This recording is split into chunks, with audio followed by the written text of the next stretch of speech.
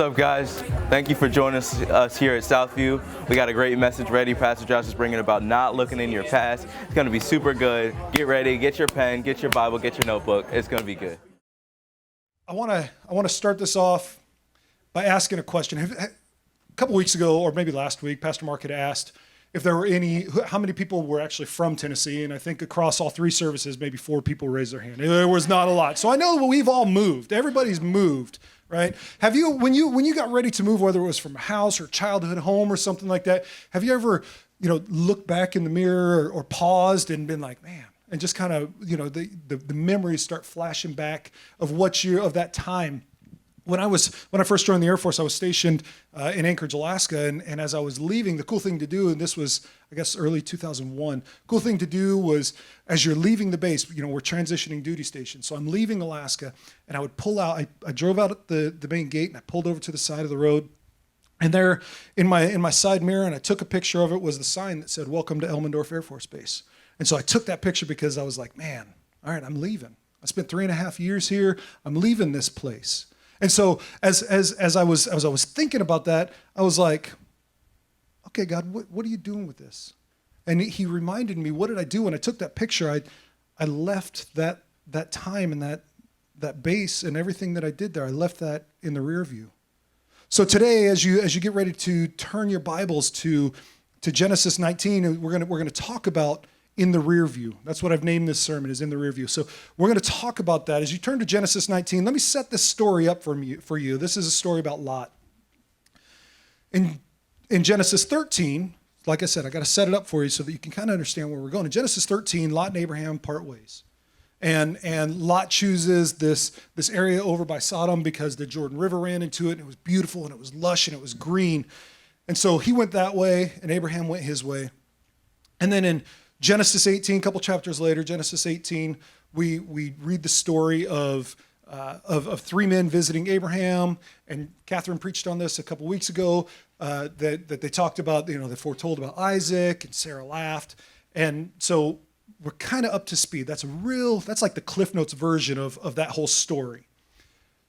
But as those 3 men, as they got ready to leave Abraham to go on their way, they said that they were getting ready to head to Sodom, because they wanted to know. They had heard that it's really bad. They heard Sodom was a terrible place, and they really wanted to see for themselves if it was as bad as they really heard it was.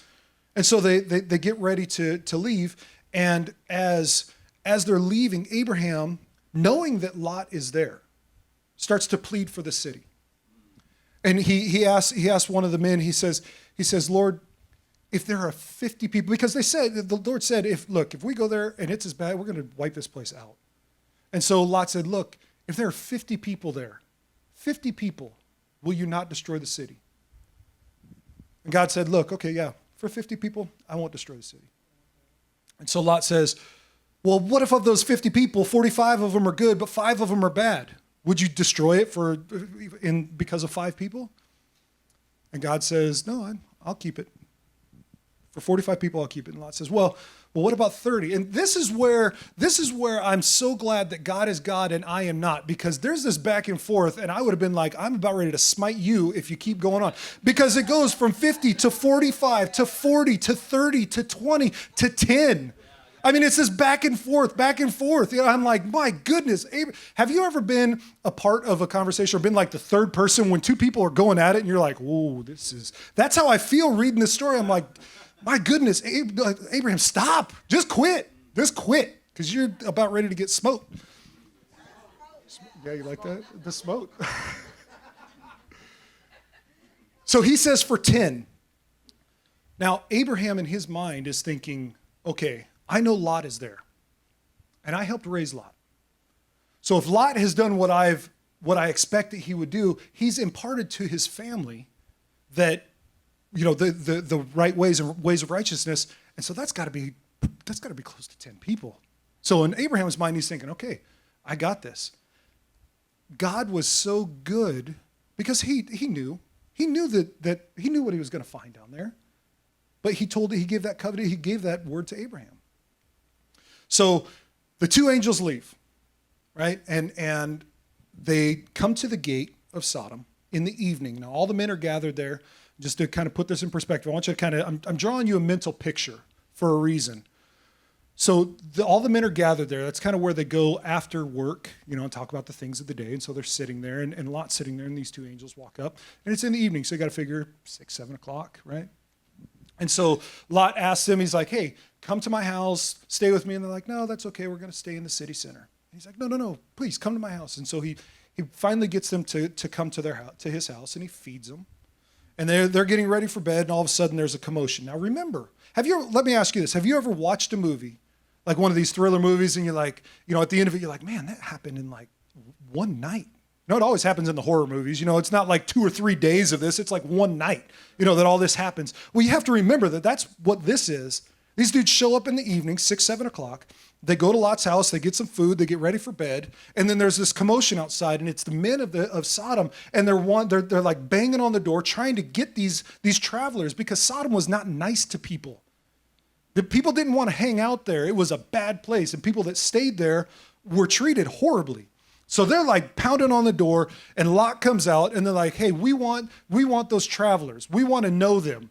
And now when I say they want to know them, I'm not talking like, oh, hey, man, nice to meet you. No, they want to know them. That's how Sodom was. They wanted to do things. So Lot's like, look, you can't have them. You can have my daughters, but you can't have these guys. I mean, that's an entirely different study if you want to do that. But they're coming at Lot, and they're starting to close in. All right, so Lot's backed against his door, and these guys are closing in, trying to get him, and they're like, no, you're going to bring him out. We want him, and he's like trying everything. Finally, the angels open the door, and they reach out, and they grab Lot, and they shut the door. And they're like, bro, you have got to go. You got to get out of here, because, look, there is nothing good in this city. We're about ready to wipe it out. You got to go. So tell your family, tell everybody, it's time to go. So Lot goes over to his sons-in-law, and he's like, hey, we got to go. These guys are going to wipe out the city. And they're like, oh, okay, right, sure. They're not ready to go. They don't want to leave. So Lot's kind of dilly-dallying around. They're like, you have got to get out of here, because when the sun comes up, we're going to destroy the city. It's going to be leveled. He's like, yeah, I'm getting to it. I'll get it. So finally, the angels grab Lot, grab his wife and his daughters, and they take him to the edge of the city, to the gates. And that's where we pick up in Genesis 19, verse 17. Read with me if you will. And as they brought them out, one said, escape for your life. Do not look back or stop anywhere in the valley. Escape to the hills, lest you be swept away. Do not look back or stop anywhere in the valley. Escape to the hills, lest you be swept away. Remember that part. And Lot said to them, oh no, my lords, behold, your servant has found favor in your sight, and you have shown me great kindness in saving my life, but I cannot escape to the hills, lest disaster overtake me and I die. Behold, this city is near enough to flee to, and it is a little one. Let me escape there. Is it not a little one? And my life will be saved. He said to them, behold, I grant you this favor also, that I will not overthrow the city of which you have spoken. Escape there quickly, for I can do nothing till you arrive there. Therefore, the name of the city was called Zoar. Now, Zoar was not super close. We don't know exactly where Sodom was, because of what we're going to talk about here in a second. I mean, it was destroyed. So we don't know exactly where it was, but we know that some theologians say it was 8 miles, some say it was 10 miles. It was about like walking from here to maybe North Columbia or South Franklin. It's a trek. And they only got a certain amount of time to do this, because when the sun comes up, they're laying waste to Sodom. So they can't just jump in their car and throttle down and get down to Columbia in 10 minutes. No, they got to walk. They have to walk with a purpose. I always tell my kids that when we go somewhere, we go to a store or something like that, and we're trying to get from point A to point B because we got somewhere. I'm like, walk with a purpose. Let's go. That's what they were doing. They're walking with a purpose. They're on the move because things are getting ready to happen. They finally reach the city at daybreak, and all of a sudden, all of heaven is unleashed on Sodom. All of heaven is unleashed on Sodom. And I told you to remember, do not look back or stop anywhere in the valley. Lot's wife looked back and became a pillar of salt. Now, why did she become a pillar of salt? Well, I mean, ultimately, no one knows the exact reason why. But she stood in defiance of what God said and became a pillar of salt. As I was researching this, I came across some Jewish teachings about this story. because it's a big story in the Torah. And so what they said was there's a possibility that Lot's wife was native to Sodom. And because she was native to Sodom, she wasn't accustomed to the hospitality that Lot had showed and that he had been taught from Abraham. So when Lot asked her to prepare a meal, she went to her neighbors to ask for salt because she didn't have any. And when she was asking for salt, she was complaining about her husband and maybe the travelers. And so that's what kind of brought the mob. And so these Jewish teachings say that because of that, she sinned with salt, and so she became salt. Now, is that true? Could be. I don't know. The Bible doesn't say anything about it. These are just Jewish teachings that were handed down. What I can tell you is that ultimately, regardless of why she was turned to salt, ultimately, she was turned because she couldn't let go of what she left behind. Maybe it was because she knew that her family that she still had there was now dead. Maybe it's because that all of the possessions that she had, because they weren't poor. They had things. Maybe it's because all that was gone. Maybe it's because it was just her childhood home. I mean, we just talked about it. You leave somewhere that you grew up. You leave the streets that you grew up on, and you look back, you're like, man, maybe that's what it was. I don't know. But there are a lot of things that could be going on in her mind to make her look back. You see, we talked about she's looking back. Remember that scene in Terminator? Maybe this probably isn't the best reference. It's not really a biblical movie. But remember at the beginning of the first Terminator when Sarah Connor has the dream and like the nuclear bomb goes off and all the houses are wiped away. That's what's going on behind them. They step into the city and it's like all going on behind them. So she's looking back. I said that the Jordan River flowed into this beautiful area. What flows into the Dead Sea, nothing flows out of. So the water that's flowed in is actually returned to the environment through evaporation, leaving nothing but salt. Well, the Bible says that God rained down fire and sulfur from heaven. Well, when sulfur burns, it creates a gas called sulfur dioxide, and it's really toxic.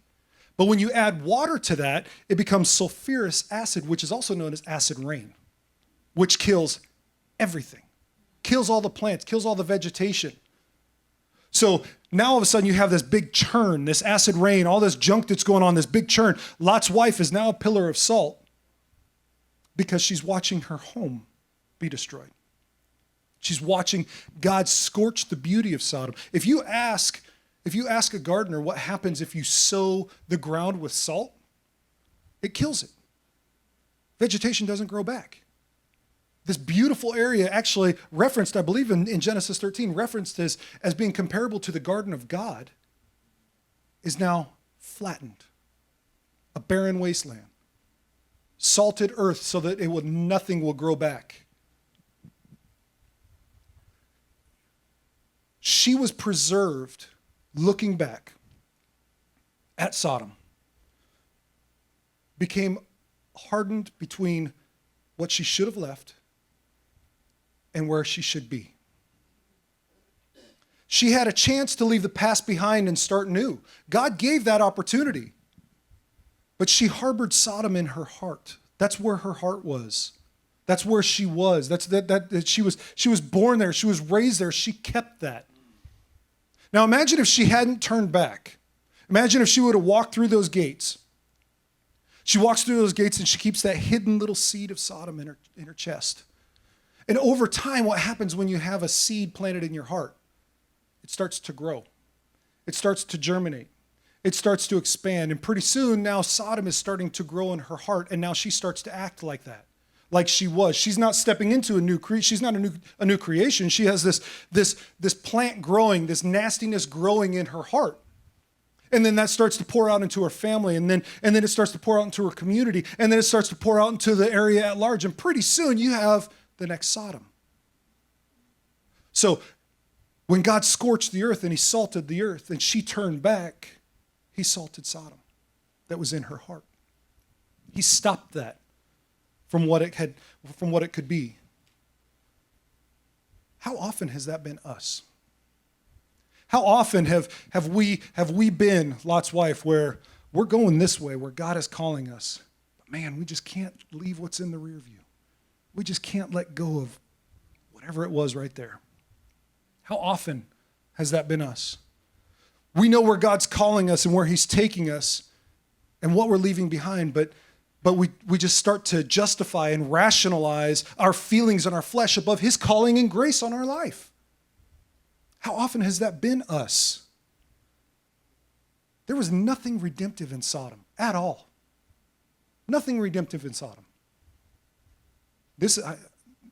I'll probably get some disagreements on this one, but there is nothing redemptive in your past. There was nothing good that came out of Sodom. There's nothing good that living in the past is going to bring you. Nothing. Ask somebody who's been healed of addiction if there's anything redemptive in their past. Look, you guys have heard my testimony. A lot of you. I'll stand right here and tell you there's absolutely nothing in my past that's redemptive. Absolutely nothing. Nothing I want to hold on to. Nothing I want to hold on to. I'm not that guy anymore. Why would I want to live in the glory days of being that guy? That's not me. This is me. I'm a new creation. Why do I want to hold on to that? Why do I want to live in that? There's nothing redemptive for me. Nothing there. Am I saying forget about the past? No, I'm not. I'm saying learn from the past. Don't live in the past. That's where it's at. Learn from the past. Don't live in the past. Look, Pastor Eddie, Pastor Mark, myself, we can stand up here and we can talk about relationships. We can talk about business. We could talk about the election. We could talk about diversity. We could talk about all these things. But until each and every one of you reaches a point in your life where you're willing to look at the past, learn from the past, and move forward with your life, that's when change happens. That's when things happen. That's when growth happens. You can't sit there and say, man, I was so wrong, so wrong, so wrong. I'm going to hold on to it. It doesn't work if you're looking there and expecting to go there. It doesn't work when you're looking there and expecting to go there. Now, some would argue that forgiveness, well, what about forgiveness in my past? Of course. You should absolutely forgive the things and people and yourself. I absolutely agree with that. Forgiveness is not forgetting. I'm not telling you forget about your past. Forgive your past. Forgiveness is coming to terms with the death of the old and the birth of the new. That's what forgiveness is. That's forgiveness in a nutshell, y'all. Death of the old, birth of the new. I forgive you for wronging me. I don't forget it. I've learned from it. But now I have a new path. And you'll walk with me in that path. It's a tough thing to understand. It's a tough thing to swallow. How do I let go of my past? I've been beat up and wronged for so many times. I'm not arguing that. But it's like a seed of Sodom in your heart. You're going to sit there and it's going to fester. And it's going to be rough and it's going to be hard. And then it's going to start to eat you alive and you're going to get that feeling in the pit of your stomach where it just doesn't feel good because every time you think about it, it makes you want to be sick. There's a reason for it because you're not letting it go. You're living in it. You're not learning from it. You're not learning from what happened. You're living in the rear view. You're driving this way, looking in your rear view, hoping that nothing runs out in front of you.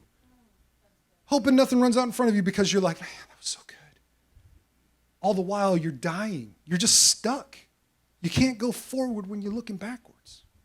It doesn't work.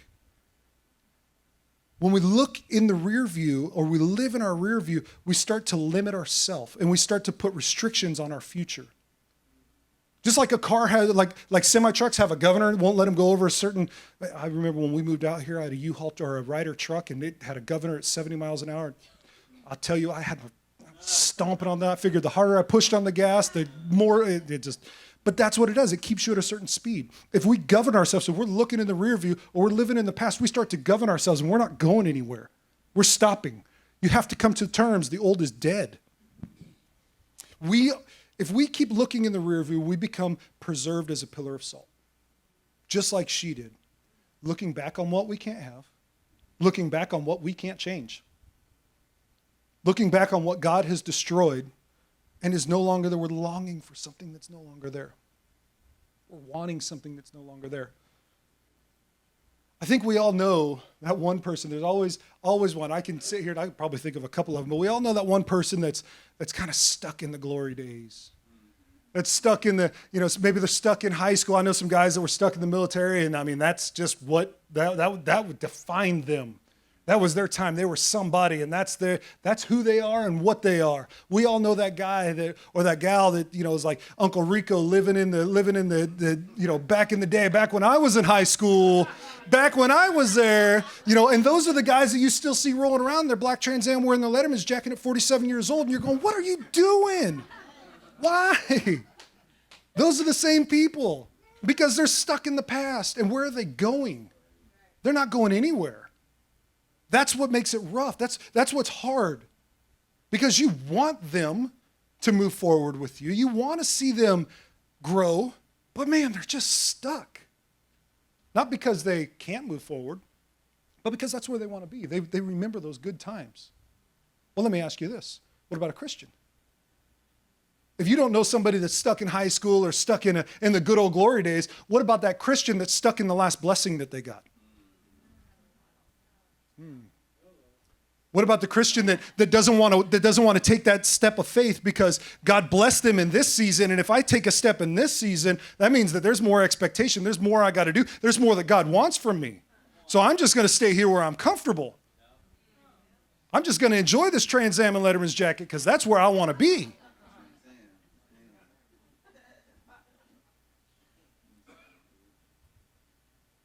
I remember before I joined the Air Force, there were times that the things would get hard. And I'd look back and I'd be like, man, if I could only go back to 1994, 1995, man, things were easy then. Things were super easy. I had a good job. I had a girlfriend. We were out doing our thing. We had fun. We were running around. We were running the streets. It was great. And then as I got to thinking about it, I'm like, well, now wait a second. Let me step back a little bit because I'm focusing on, your mind focuses you on those good times. But when you step back a little bit, I think about those times. Yeah, we were out running hard. We had good times. But right before that, we were fighting. And I was doing this. And then we had one little high point, and then I was doing this, and I was doing this, and I was doing this. And I was letting all of these things happen. But we focus in on those good times. Might I pose to you that those good times really weren't that good? The good times really weren't that good. Your level of responsibility was just different. Your level of responsibility was just different. There were the same troubles. You still had the same troubles as you do now. It just looked different. I remember when, right after I graduated high school, I was 18. I was footloose and fancy-free. I moved to New Mexico for a couple of months. I moved to Indiana for a while. I was all over the place. And I was like, man, carefree. This is the life. But now, as I stand here almost 47 years old, I look back on that and I'm like, yeah, I might have been carefree, but for like 3 years, I was homeless. I couch hopped. I lived out of a duffel bag. Sure, I had good jobs, but I was homeless. I didn't have anywhere that I could lay my head that was my own. So what did I learn from that? Don't be homeless. Do something. Get moving. Work. Don't get stuck in those times. Don't get stuck in the rut. Don't let your circumstances or what you've seen in the past dictate your future. Life is far too short for us to look at the past longingly. Are there good times in the past? Absolutely. There are. Are there good times worth holding on to the memory? Yes. Hold on to the memory. I think that's a song. Hold on to the memory. Remember them, but don't live in them. Lot's wife looked back longingly. She looked back at what she wanted. She looked back at her home and totally missed what she could have walked into. She's stuck forever. Why do we want to be stuck forever? Why are we trying to justify our desire for what was there?